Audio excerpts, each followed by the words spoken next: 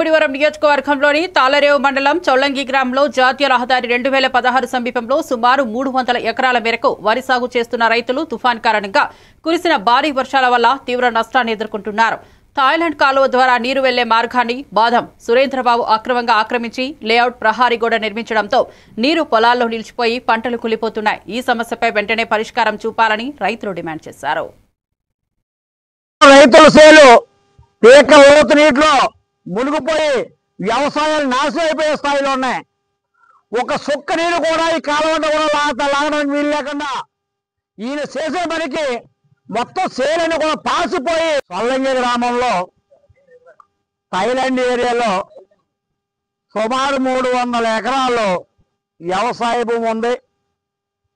ఆ వ్యవసాయ భూమి మురుగునీటిని ఈ కాలువ ద్వారా తుల్లిబాగ నదికి పంపిస్తూ ఉంటాం. అటువంటిది డాక్టర్ బాదం సురేంద్రబాబు ఈ యొక్క కాలువను ఆక్యుపై చేసి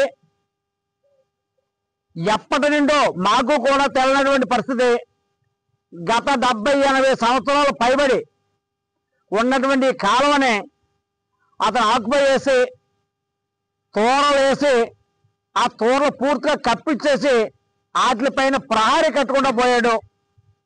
ఈవేళ మొన్న వర్షాలు వచ్చేటప్పుడు మొత్తం సేలన్నీ కూడా ముంపు ప్రాంతానికి గురైపోతే ఆ రోజున విశ్వ ప్రయత్నం చేస్తే ఏదో తొలగిస్తున్నాము అని చెప్పేసి మనుషులతో పాలతో గెలికి వారం రోజుల దాకా కూడా నీరు లాగనటువంటి పరిస్థితి. అప్పుడే కొన్ని వ్యవసాయాలు పాసిపోయి చాలా వరకు సేలు దెబ్బతిన్నాయి. ఇప్పుడు మరలా మొంతా తుఫాను తీవ్రతరం ఎక్కువగా ఉందని చెప్పి ముందే హెచ్చరించాం. కానీ ఈయన హెచ్చరికని ఎవరిని కూడా నోటిఫై చేయకుండా, ఎవరిని లెక్క చేయకుండా ఈ కాలంపై తోరలు వేయడమే కాకుండా